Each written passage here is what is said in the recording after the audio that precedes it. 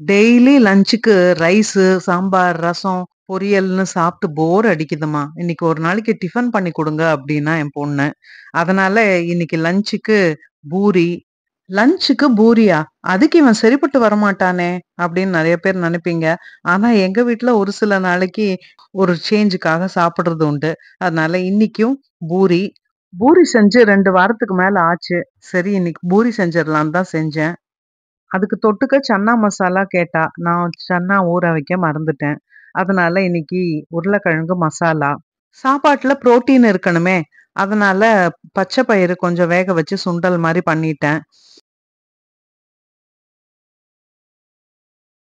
அதுக்கப்புறம் வெஜிடபிள்ஸ் ஏதாவது இருக்கணும்ல.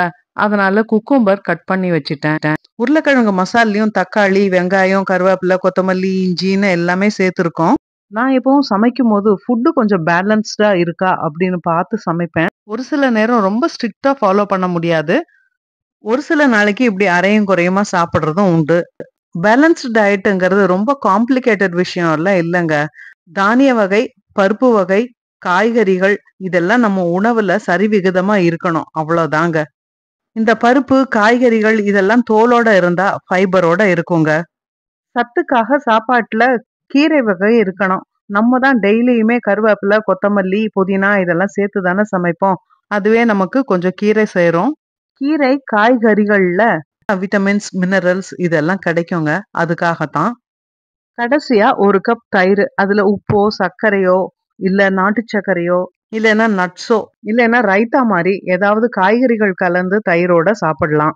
தயிருக்கு பதிலா கருவேப்பிலை, கொத்தமல்லி, இஞ்சி எல்லாம் போட்டு மோர் கூட குடிக்கலாங்க. இவ்வளவு எதுக்குங்க? நம்ம தென்னிந்திய உணவு முறையே ரொம்ப பேலன்ஸ்டான டயட் தாங்க. அத ஒழுங்கா ஃபாலோ பண்ணாலே நம்ம டயட் எப்பவும் பேலன்ஸ்டா இருக்கும். அது சரி, பேலன்ஸ்டு டயட்ட பத்தி பேசுறியே, உனக்கு என்ன தகுதி இருக்கு? அப்படின்னு நெறைய பேர் கிளம்பிருவாங்க என்ன கேட்கறதுக்கு. நான் காலேஜ் லெவல்ல நியூட்ரிஷன ஒரு சப்ஜெக்ட்டாவே படிச்சிருக்கேங்க.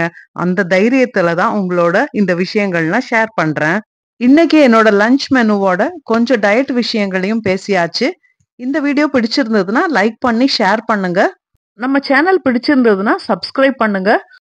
அடுத்த வீடியோல பார்க்கலாம். நன்றி, வணக்கம்.